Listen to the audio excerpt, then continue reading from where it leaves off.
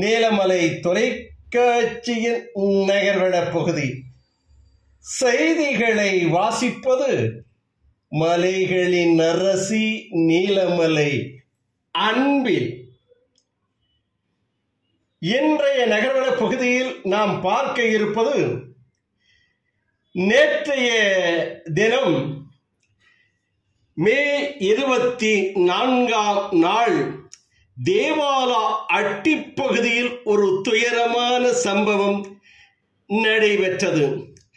காட்டு யானை தாக்கி முதியவர் பெரியவர் திரு பழனியாண்டி அவர்கள் உயிர் இழந்த துக்கமான செய்திகள் அந்த பகுதியிலே இருக்கின்ற மக்களிடத்திலே சென்று அனுதாபத்தையும் பயத்தையும் அச்சத்தையும் ஏற்படுத்தியது. அந்த பழனியாண்டி முதியவருடைய குடும்பத்திற்கு தமிழக அரசின் சார்பில் ஆழ்ந்த இரங்கலையும் வருத்தத்தையும் தெரிவிப்பதோடு மட்டுமல்லாமல் உயிரிழந்த அவருக்கு இன்றைய தினம் மே 25ஆம் தேதி தமிழக அரசு சார்பில் வழங்கிய நிவாரண நிதி தொகையினை நெல்லியாலம் நகர கழகத்தினுடைய செயலாளர் திராவிட வேந்தன் என்று போற்றக்கூடிய மு.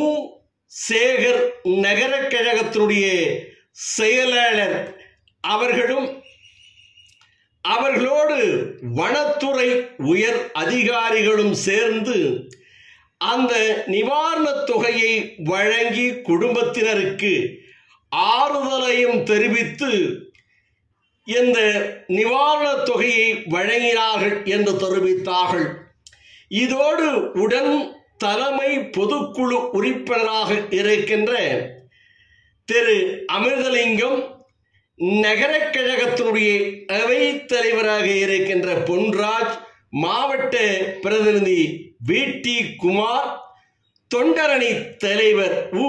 ஞானசேகர், தொகுதி ஐடிவியினுடைய செய்தியாளர் சிறப்பாக எடுத்து தந்து கொண்டிருக்கின்ற அமைப்பாளராக இருக்கின்ற கடமை வீரர்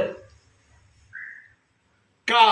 பாலா அவர்களும், நகரமன்ற உறுப்பினர் திருமதி புவனேஸ்வரி அவர்களும், திரு செல்வராஜ் வார்டு செயலாளர் தில்லைநாதன், ரவி சேகர் என்று இவர்களோடு ஊர் பொதுமக்களும் திராவிட முன்னேற்ற கழகத்தை சேர்ந்தவர்களும் பலரும் கலந்து கொண்டு இந்த உதவித்தொகை வழங்கும் நிகழ்ச்சியிலே பெற்றுக்கொண்டு தமிழக அரசிற்கு பழனியாண்டி குடும்பத்தினரும் மற்றும் பொதுமக்களும் நன்றியினை தெரிவித்த நிகழ்ச்சியாக நடைபெற்றது என்று நகர கழகத்தினுடைய செயலாளர் திராவிட வேந்தன் சேகர் அவர்கள் தெரிவித்தார்கள் என்று நமது நகர்வள பகுதிக்கு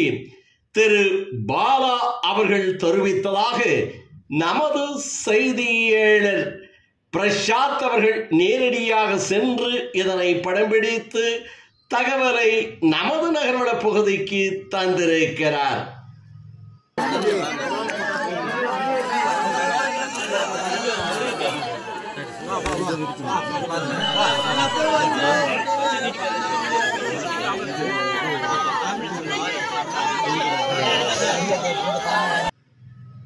இத்தோடு நகர்வளம் நிறைவு பெறுகிறது.